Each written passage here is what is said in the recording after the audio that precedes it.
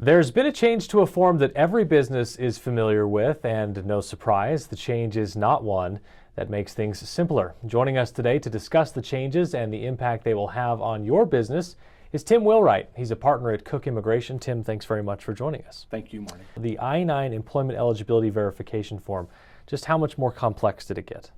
Well, the government managed to take a form that previously was 5 pages, it's now 9 pages. Instead of 2 pages of instructions, we now have 6 pages of instructions. And instead of one page that they have to fill out, it's now 2 pages. So it got significantly larger in heft, so to speak. What prompted the changes? Why were the changes made? You know, actually, employers have known that this change was in the works. But I think with everything that's been going on with comprehensive immigration reform, and where it's common knowledge that there will be major changes to the employment eligibility verification process, namely with E-Verify, I think employers were a bit surprised that immigration would come out and make this change at this point in time. And this is a form that businesses, regardless of their size, they all have to fill out. But when do these go into effect, these changes? Right. So this form, actually, it affects every employer in the state of Utah, every employer in the country, and regardless of how big they are, 1 employee, 1,000 employees, they have to use this form. The form was announced that it would go into effect on March 8th. Employers were encouraged to begin using it, but technically they're not required to begin using it until May 7th of 2013. But good idea to go ahead. Would you recommend that, like the government does, that people start using it now? We do. And something that's important to keep in mind, I think this probably alleviates some concerns that employers have. You do not, in fact, you should not use this form for existing employees. Mm-hmm.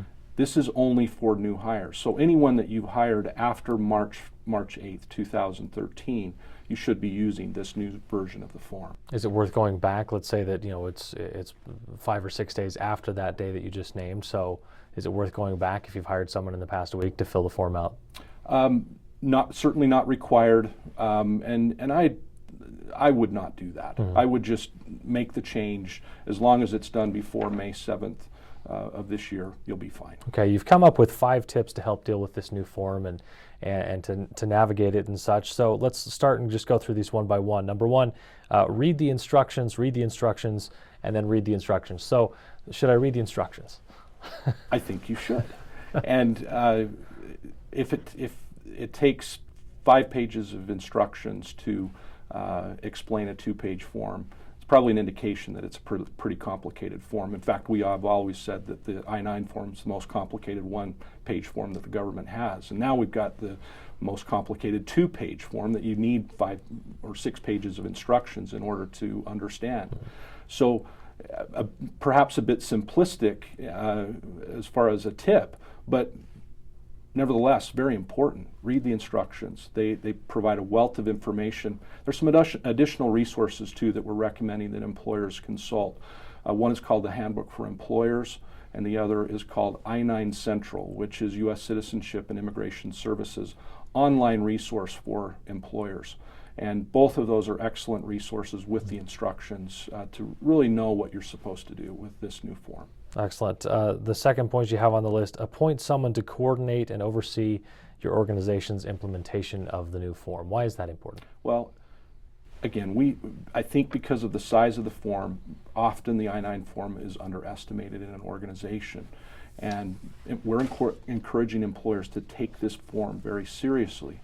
And the first step in doing that is to designate somebody in your organization who's responsible for making sure that this is implemented correctly, that you are incorporating it into your process in the way that it needs to be. Number 3 on the list, you say reduce your company's procedures to writing. What do you mean by that? Well, again, and the larger the organization, this becomes even more important, but I think it's important for any company, and that is to put in writing exactly what your procedure is with respect to the I-9 form. And this would cover not only what you do with the new hire process, but also what do you do if employment authorization documents expire? What do you do if the employee is terminated? How long do you hold on to that form? And what do you do with the form once you have met whatever the mandatory retention periods are?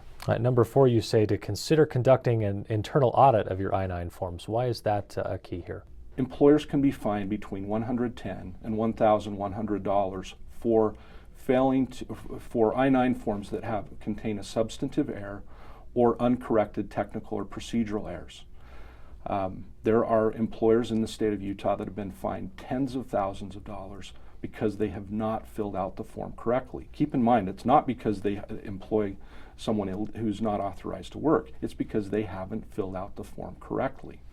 So employers are sitting on significant or substantial potential liability. So our recommendation is take this as an opportunity to look inward and evaluate your process and conduct an internal audit and see where you stand. See what kind of liability you have. See what kind of changes perhaps need to be made in your process to make sure that going forward you're able to reduce that liability and limit future liability. The final tip you have here, have reliable methods for tracking key dates. So there's 3 key dates, or 3 dates that we feel are important for employers to keep in mind. First is in section 1, and if an employee indicates that they have temporary employment authorization, you need to keep track of that date and when it expires. In section 2, if they've given you a document that has an expiration date, and I think it's important to clarify that we're not talking about documents that would be on list B. These would be documents on list A or list C. And we're not talking about U.S. passports or permanent resident cards, but other documents such as a work permit from immigration. If it has an expiration date, you need to keep track of that date.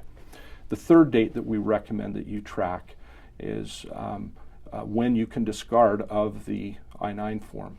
Of course, you're going to have an I-9 form for all of your current employees that were hired after November 6th of 1986. But once those employees leave your employ, you have to retain those for 3 years from the date of hire or 1 year from the date of termination, whichever is longer. And so it's a good idea to keep track of that retention period so that you can discard of those at the appropriate time. And of course, the reason to get all of this right in the first place is to avoid fines. As you mentioned, there are Utah businesses that have been impacted by this. Absolutely.